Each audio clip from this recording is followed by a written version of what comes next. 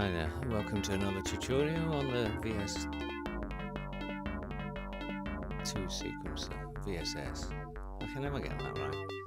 Anyway, I'm not starting again just because of that. Let's turn that down a fraction.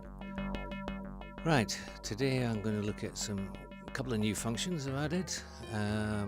So this will be version 2.45. And the first new function to look at is I've expanded the direction. So if we just get a couple of random notes in there.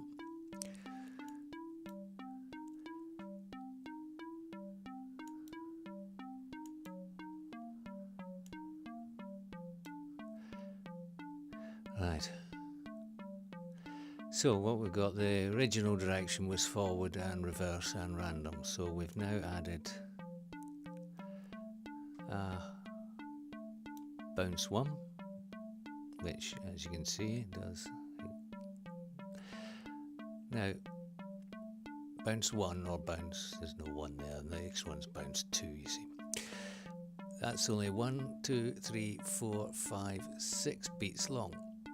So if you want to make that fit 8s, go to bounce 2, and that repeats the end note, so it's 1, 2, 3, 4, 5, 6, 7, 8, and that keeps you in sync. Although as soon as you start messing around with the step lengths, yeah, 4/4 sync goes right out the window, as you've probably found out. So we've got bounce 1 and 2, and we've got 2 sorts of random. They work much better on full length sequences.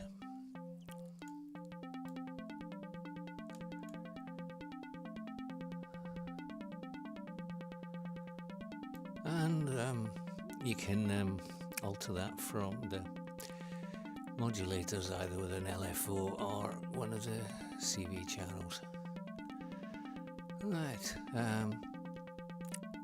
that's your bouncing, etc. The other new function I've added, let's just slow that down a wee bit, is a tie function to sustain notes, and that works on the main sequencer. So we'll just demonstrate that. Let's just take this down to 8 notes. Right, so if we switch off a couple of steps, we just get a rest. No matter what we do with the gate, that note will only last for that step. If we switch T on, we're now switched into tie mode, and that will sustain or tie itself to the next step, so that will last, and your gate doesn't have any effect on the outcome whatsoever. Neither do the pitches, although we might look into doing something with that. And your pitch repeats behave as normal while in poly mode, and even on these ones.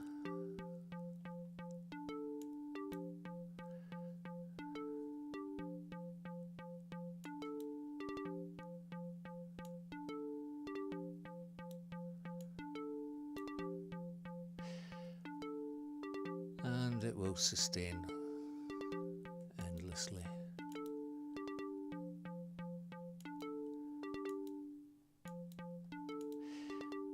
If you switch off any of the T's in the middle of that, it will stop with the first sort of non-T step, as it were. And right, that's in poly mode. When we go into mono mode, it behaves exactly the same on the main sequencer. Let's try and make it a bit more interesting.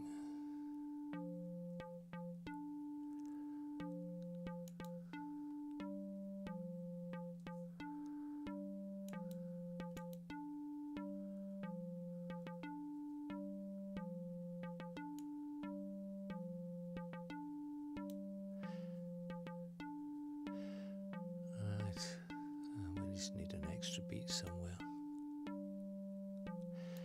Of course, the step lengths affect the length of that tie, so if I change any of the ones As it's going along, it will last longer.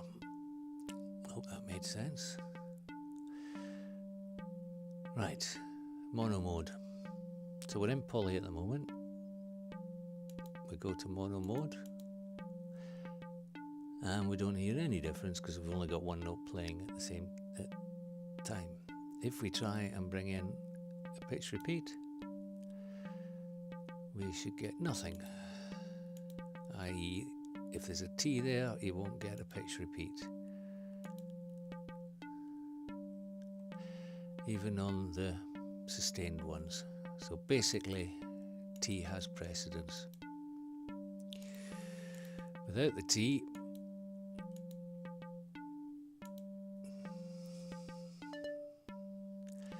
and if we try and trigger P1 and P2 at the same time, P2 has precedence.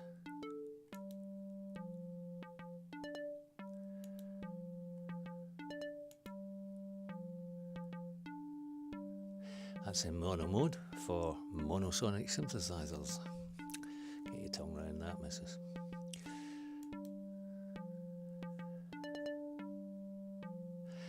Right, and that's not very many new functions, but it's getting there now. I don't think there's much else to add to it all. I've also removed some of the graphics over here. The variable function has shifted from between there to there, just for aesthetic reasons more than anything else. Right, I think that's enough.